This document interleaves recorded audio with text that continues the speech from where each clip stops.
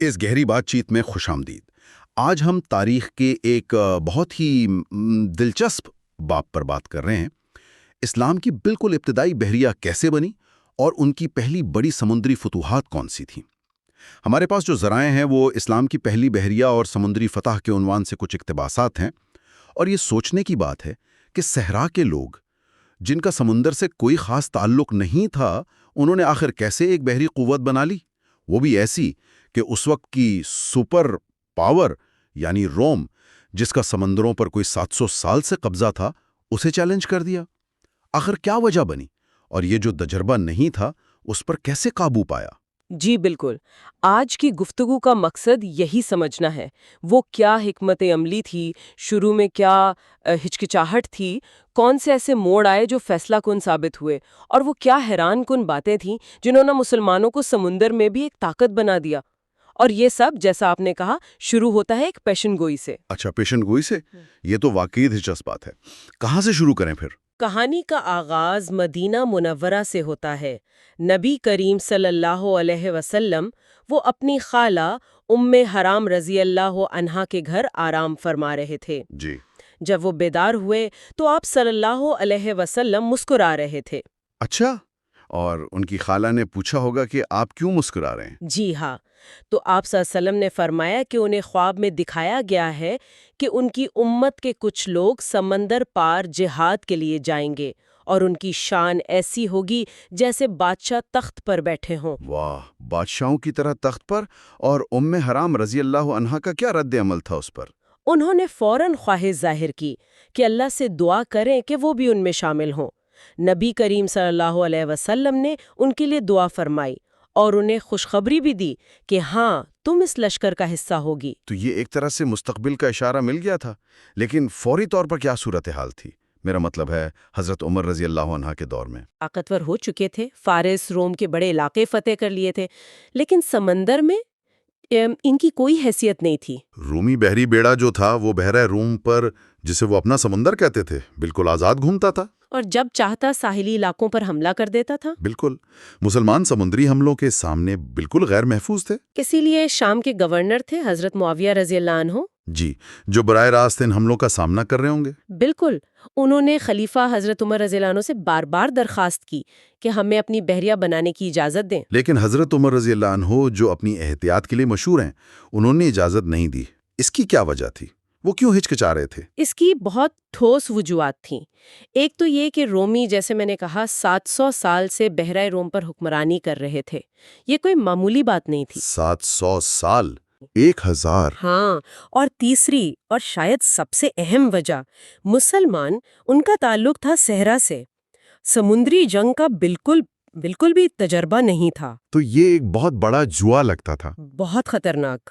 سمجھ گیا، یعنی حالات بالکل بھی آپ کہہ لیں سازگار نہیں تھے۔ لیکن پھر یہ سوچ بدلی کب؟ تبدیلی کیسے آئی؟ تبدیلی آئی حضرت عمر رضی اللہ عنہ کے بعد، جب حضرت عثمان رضی اللہ عنہ خلیفہ بنے۔ حضرت معاویہ رضی اللہ عنہ، جو اب پورے شام کے گورنر بن چکے تھے، انہوں نے نئے خلیفہ سے پھر وہی درخواست کی۔ اچھا، پھر سے درخواست کی؟ جی۔ کیا حضرت عثمان رضی اللہ عنہ فوراً مان گئے؟ نہیں، فوراً نہیں، شروع میں وہ بھی ہچکچائے۔ انہوں نے حضرت معاویہ رضی اللہ عنہ کو یاد بھی دلایا کہ بھئی حضرت عمر رضی اللہ عنہ نے کیوں منع کیا تھا، اور آپ تو خود بھی اس وقت موجود تھے۔ یعنی شروع میں تو انکار ہی تھا ایک طرح سے۔ جی۔ لیکن حضرت معاویہ رضی اللہ عنہ نے اس بار بہت زیادہ اصرار کیا۔ وہ مسلسل خط لکھتے رہے۔ انہوں نے بتایا کہ یہ جو رومی جزیرہ ہے، قبرص، سائپرس، یہ شام کے ساحل کے کتنا قریب ہے، اور وہاں سے مسلمانوں کو کتنا خطرہ ہے۔ ایک خط میں تو انہوں نے یہ تک لکھا، شاید بات پر زور دینے کے لیے مجازی طور پر، کہ قبرص اتنا قریب ہے کہ وہاں کے کتوں کے بھونکنے کی آوازیں ہمارے ساحلوں تک آتی ہیں۔ اوہ، یہ تو واقعی صورتحال کی سنگینی کو ظاہر کرتا ہے۔ تو کیا اس اصرار کا اثر ہوا آخرکار؟ جی ہاں، بالآخر حضرت عثمان رضی اللہ عنہ نے اجازت دے دی، لیکن ایک شرط کے ساتھ۔ شرط؟ کیسی شرط؟ انہوں نے قبرص پر حملے کی اجازت دی، لیکن شرط یہ رکھی کہ اس مہم میں کسی کو زبردستی شامل نہ کیا جائے، اور جو جرنیل جائیں گے وہ اپنی بیویوں کو بھی ساتھ لے کر جائیں گے۔ بیویوں کو ساتھ لے کر جائیں؟ یہ تو بڑی عجیب شرط ہے۔ اس کے پیچھے کیا حکمت تھی؟ کیا یہ دکھانا تھا کہ خطرہ کم ہے؟ شاید یہ ایک طریقہ تھا یقینی بنانے کا کہ کمانڈر غیر ضروری خطرہ مول نہ لیں، یا شاید مہم کی نوعیت ہی ایسی تھی۔ بہرحال حضرت معاویہ رضی اللہ عنہ نے یہ شرط فوراً قبول کر لی، لیکن اب اصل مسئلہ سامنے آیا۔ بحریہ بنانے کا تجربہ تو تھا نہیں، جہاز کہاں سے آئیں گے؟ ہاں، یہ تو بہت بڑا سوال ہے۔ کیا انہوں نے بالکل نئے سرے سے، مطلب زیرو سے شروع کیا؟ نہیں، اس کا حل بڑا دلچسپ نکلا۔ جب مسلمانوں نے فلسطین اور مصر فتح کیے تھے نا رومیوں سے، جی جی۔ تو وہاں رومیوں کے بنائے ہوئے بڑے بڑے جہاز سازی کے کارخانے یعنی شپ یارڈز جی وہ بھی ان کے قبضے میں آ گئے تھے۔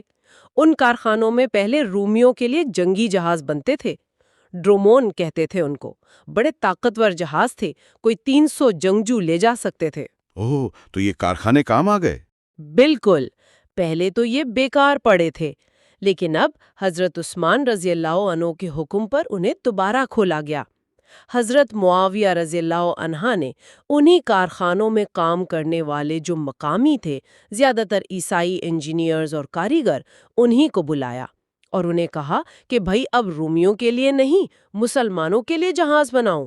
کیا بات ہے! یعنی پہلے سے موجود انفراسٹرکچر اور مہارت کو استعمال کیا گیا، تو اس طرح اسلام کی پہلی بحریہ بننا شروع ہوئی۔ جی ہاں، بالکل اسی طرح دوسروں کی ٹیکنالوجی اور مہارت سے اپنی ضرورت پوری کی۔ یہ تو بڑی حکمت عملی تھی۔ تو پھر پہلا بحری بیڑا کب روانہ ہوا؟ جیسے ہی کچھ جہاز تیار ہوئے، خلیفہ کی شرط کے مطابق جرنیل اپنی بیویوں کو ساتھ لے کر قبرص کی طرف روانہ ہوئے۔ اور کیا ان بیویوں میں حرام رضی اللہ عنہا بھی شامل تھیں، وہ پیشن گوئی والی؟ جی ہاں، یہی تو اس کہانی کا سب سے حیرت انگیز پہلو ہے۔ وہ پیشن گوئی پوری ہو رہی تھی۔ حرام رضی اللہ عنہا، جنہوں نے سالوں پہلے وہ خواہش ظاہر کی تھی، وہ اب حقیقتاً اس پہلے اسلامی بحری بیڑے کا حصہ تھیں۔ سبحان اللہ! تو قبرص میں کیا ہوا؟ کیا وہاں کوئی بڑی جنگ ہوئی؟ نہیں، قبرص نے بغیر کسی بڑی لڑائی کے ہی مسلمانوں کی شرائط مان لی، صلح کر لی۔ تو یہ اسلام کی بحریہ کی پہلی اور آپ کے لیے نسبتاً آسان کامیابی تھی۔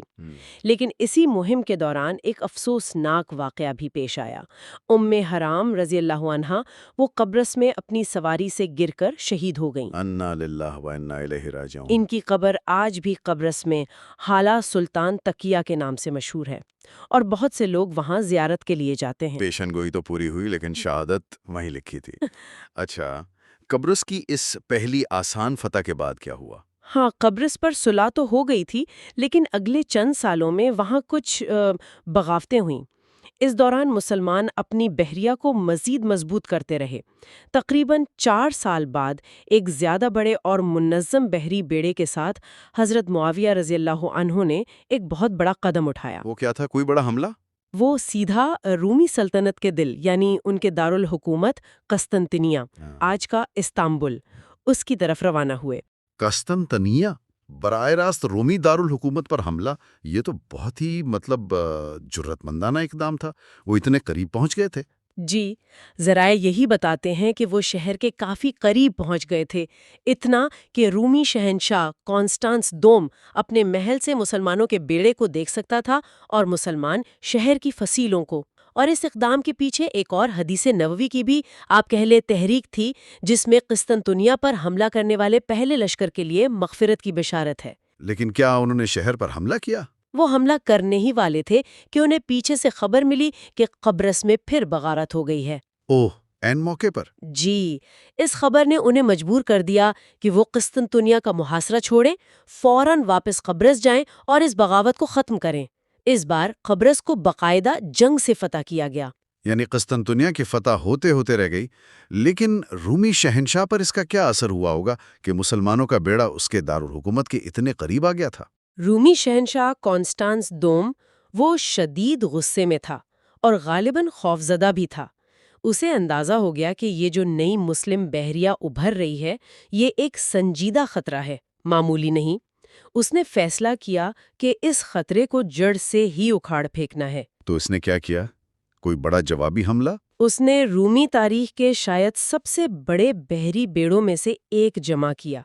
کہا جاتا ہے کہ تقریباً 500 جنگی جہاز، وہی ڈرومون، اکٹھے کیے اور خود اس بیڑے کی قیادت کرتے ہوئے نکلا۔ ارادہ یہ تھا کہ مسلمانوں کی اس نوزائیدہ بحریہ کو مکمل طور پر تباہ کر دیا جائے۔ 500 جہاز! مسلمانوں کے پاس تو اس وقت اتنے نہیں ہوں گے۔ بالکل نہیں۔ مسلمانوں کو جیسے ہی اس بڑے رومی حملے کی خبر ملی، خلیفہ حضرت عثمان رضی اللہ عنہ نے فوراً حکم بھیجا شام میں حضرت معاویہ رضی اللہ عنہ کو اور مصر میں حضرت عبداللہ بن سعد بن ابی سر رضی اللہ عنہ کو۔ حکم یہ تھا کہ وہ اپنے اپنے بحری بیڑوں کو فوراً اکٹھا کریں اور مل کر اس رومی حملے کا مقابلہ کریں۔ تو مسلمانوں کے پاس کل کتنے جہاز جمع ہوئے ہوں گے؟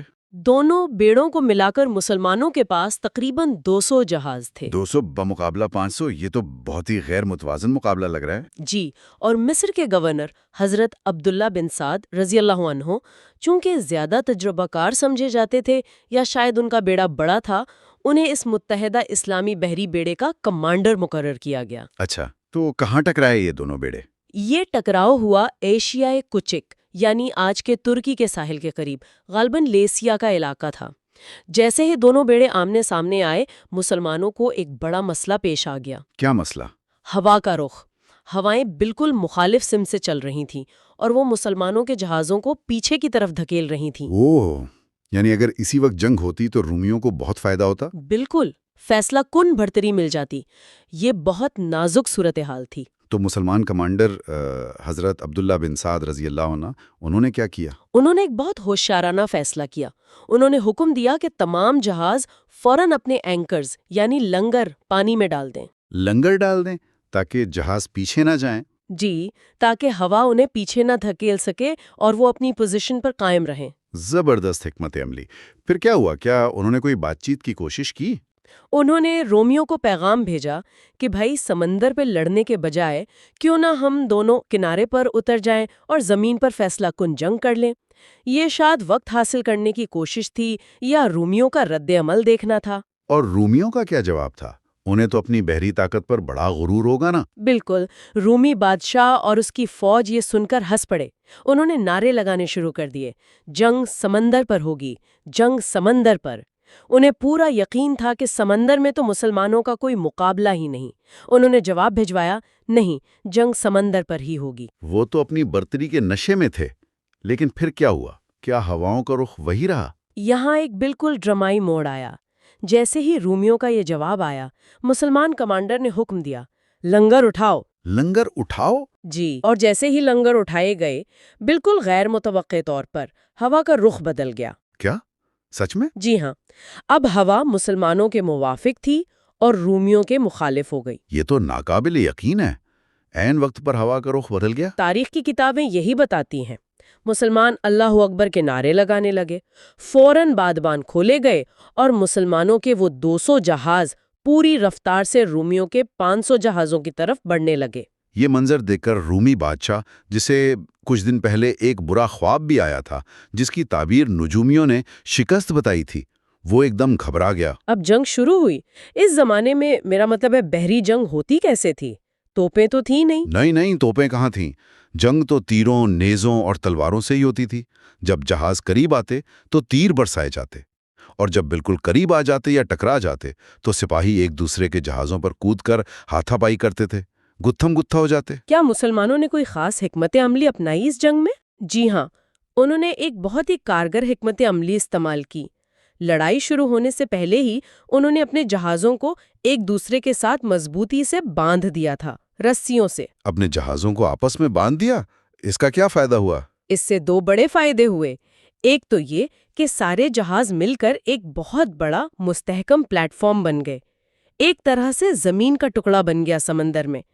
اس سے ان کے تیر اندازوں کے لیے نشانہ لینا بہت آسان ہو گیا، کیونکہ ان کے پاؤں کے نیچے ڈیک ہل نہیں رہا تھا، جبکہ رومیوں کے جہاز الگ الگ تھے، لہروں پر ہل رہے تھے، تو ان کے نشانے خطا ہو رہے تھے۔ اچھا، اور دوسرا فائدہ کیا تھا؟ دوسرا فائدہ یہ کہ جیسے ہی رومی جہاز قریب آئے، مسلمانوں نے ان کے جہازوں کو بھی اپنے جہازوں کے ساتھ باندھنا شروع کر دیا۔ رومی جہازوں کو بھی باندھ لیا؟ جی، اس طرح انہوں نے سمندر کے بیچ میں ہی ایک طرح کا زمینی میدان جنگ بنا دیا۔ اب رومی اپنی بحری مہارت کا فائدہ نہیں اٹھا سکتے تھے۔ اب لڑائی زیادہ تر دست بدست ہونے لگی، تلواروں سے، نیزوں سے، اور یہ مسلمانوں کی طاقت تھی۔ یہ تو کمال کی ترکیب تھی، یعنی سمندری جنگ کو ایک طرح سے زمینی جنگ میں بدل دیا۔ بالکل، اسی لیے اس جنگ کو ذات و سواری یعنی مستولوں والی جنگ، بیٹل آف دا ماسٹس کہا جاتا ہے، اور اس کی اہمیت اتنی زیادہ ہے کہ اسے سمندروں کی جنگ یرموک بھی کہتے ہیں۔ سمندروں کی یرموک، واقعی بہت شدید جنگ ہوئی ہوگی۔ کیا کوئی ایسا لمحہ بھی آیا جب لگا کہ بازی پلٹ سکتی ہے؟ کوئی بحران؟ جی ہاں، لڑائی زوروں پر تھی اور اسی دوران موسم بھی خراب ہو گیا، سمندر میں طوفان آ گیا۔ اسی افراتفری میں رومیو نے ایک بھرپور کوشش کی۔ انہوں نے کوشش کی کہ کسی طرح مسلمانوں کے کمانڈر حضرت عبداللہ بن سعد رضی اللہ عنہ ان کے جہاز کو گھیر لیں یا رسیوں سے کھینچ کر الگ کر دیں تاکہ مسلمانوں کی قیادت ختم ہو جائے اور ان کے حوصلے پست ہو جائیں۔ وہ اپنے کمانڈر کو بچاتے ہوئے زخمی بھی ہو گئے۔ اوہ! تو کیا رومی کامیاب ہو گئے اس کوشش میں؟ وہ تقریباً کامیاب ہونے والے تھے۔ انہوں نے کمانڈر کے جہاز کو رسیوں سے باندھ کر کھینچنا شروع بھی کر دیا تھا، لیکن تب ایک نامعلوم مسلمان سپاہی وہ آگے بڑھا اور اس نے وہ رسی کاٹ دی۔ اس سے کمانڈر کا جہاز تو بچ گیا، لیکن وہ سپاہی خود رسی کاٹتے ہوئے سمندر میں گر کر شہید ہو گیا۔ اپنی جان دے کر کمانڈر کو بچایا۔ جی، اس قربانی نے مسلمانوں کے حوصلے آسمان پر پہنچا دیے۔ انہوں نے ایسا زبردست جوابی حملہ کیا کہ رومیوں کے تو پاؤں ہی اکھڑ گئے۔ ان کے جہاز یا تو تباہ ہونے لگے یا مسلمان ان پر قبضہ کرنے لگے۔ اور وہ رومی بادشاہ کانسٹینٹس دوم، اس کا کیا بنا؟ جب اس نے دیکھا کہ شکست یقینی ہے تو اس نے اپنا شاہی لباس اتارا، ایک عام سپاہی کا بھیس بدلا اور کسی طرح ایک بچ نکلنے والے جہاز میں سوار ہو کر فرار ہو گیا۔ بھاگ گیا؟ تو نتیجہ کیا نکلا اس جنگ ذات سواری کا؟ نتیجہ مسلمانوں کی ایک شاندار، ایک فیصلہ کن فتح تھی۔ رومی بحری بیڑا تقریباً مکمل طور پر تباہ ہو گیا۔ اس ایک جنگ نے بحر روم میں رومیوں کی وہ جو 700 سال سے چلی آ رہی بحری بالادستی تھی اس کا خاتمہ کر دیا۔ یہ حضرت عثمان رضی اللہ عنہ کے دور خلافت کی ایک عظیم ترین کامیابیوں میں سے ایک ہے۔ 700 سالہ بالادستی کا خاتمہ، یہ تو واقعی تاریخ بدل دینے والی فتح تھی۔ تو اس کے بعد تو قسطنطنیہ کی فتح آسان ہو گئی ہوگی؟ نہیں، ایسا نہیں تھا۔ اس عظیم فتح کے باوجود حضرت عثمان رضی اللہ عنہ اور ان کے جو مشیر تھے وہ سمجھتے تھے کہ قسطنطنیہ اپنی مضبوط فصیلوں اور محل وقوع کی وجہ سے اب بھی براہ راست فتح کرنا بہت بہت مشکل ہے۔ تو پھر اگلا منصوبہ کیا تھا؟ کیا انہوں نے کوشش ترک کر دی؟ نہیں، ترک نہیں کی، بلکہ حضرت عثمان رضی اللہ عنہ نے ایک بہت ہی وسیع، ایک بہت طویل مدتی منصوبہ بنایا۔ انہوں نے ایک نقشے کے ساتھ اپنے ایک دور دراز گورنر کو خط بھیجا۔ اس میں مستقبل کی حکمت عملی بیان کی گئی تھی۔ منصوبہ یہ تھا کہ مسلمان پہلے مغرب میں جائیں، اسپین فتح کریں، پھر وہاں سے فرانس اور اٹلی، اور پھر یونان۔ ہاں، اسپین، فرانس، اٹلی، یونان، یعنی پورے جنوبی یورپ کو فتح کرنے کا منصوبہ۔ جی، پورے جنوبی یورپ کو فتح کرنے کے بعد قسطنطنیہ کو چاروں طرف سے گھیر کر آخر میں اس پر فیصلہ کن حملہ کیا جائے۔ پورے یورپ کو گھیر کر قسطنطنیہ پر حملہ، یہ تو بہت ہی بڑا، بہت ہی عظیم منصوبہ تھا۔ کیا اس پر عمل ہوا؟ افسوس نہیں، یہ عظیم منصوبہ صرف کاغذ پر ہی رہ گیا۔ یہ منصوبہ بنانے کے کچھ ہی عرصے بعد خلیفہ حضرت عثمان رضی اللہ عنہ کو مدینہ میں داخلی اختلافات کے نتیجے میں مسلمانوں کے ہی ایک گروہ نے شہید کر دیا۔ انا للہ۔ ان کی شہادت کے ساتھ ہی یہ منصوبہ بھی دفن ہو گیا۔ تو یہ تھی اسلام کی ابتدائی بحریہ کی کہانی، ایک ایسی قوت کا عروج جو بظاہر ناممکن حالات میں کھڑی ہوئی، جس کی بنیاد ایمان پر تھی، ہمت پر تھی اور حالات کے مطابق خود کو ڈھالنے کی صلاحیت پر تھی۔ اور ہاں، شاید وہ ایک نازک لمحے میں ہواؤں کا بدلتا رخ، اس نے بھی اپنا کردار ادا کیا۔ بالکل، یہ کہانی ہمیں بتاتی ہے کہ جب تصویراتی ضرورت، اسٹریٹیجک نیسیسٹی جسے کہتے ہیں، تو سمجھی جانے والی کمزوریاں اور حدود بھی عبور کی جا سکتی ہیں، اور یہ بھی کہ عالمی طاقت کا توازن، جیوپولیٹیکل ڈائنامکس، وہ کتنی تیزی سے بدل سکتا ہے۔ جنگ داز السواری نے بحرہ روم کا نقشہ آپ کہہ لیں ہمیشہ کے لیے بدل دیا۔ آج کی گفتگو کے اختتام پر ایک سوال ذہن میں آتا ہے۔ حضرت عثمان رضی اللہ عنہ کا وہ نامکمل منصوبہ، یورپ کو گھیر کر قسطنطنیہ فتح کرنے کا، اگر ان کی شہادت نہ ہوتی اور اس منصوبے پر عمل کیا جاتا تو دنیا کی تاریخ آج کیسی ہوتی؟ کیا واقعی یہ ممکن تھا یا راستے میں کوئی اور رکاوٹیں آ جاتی؟ یہ سوچنے کے لیے ایک دلچسپ نکتہ ہے۔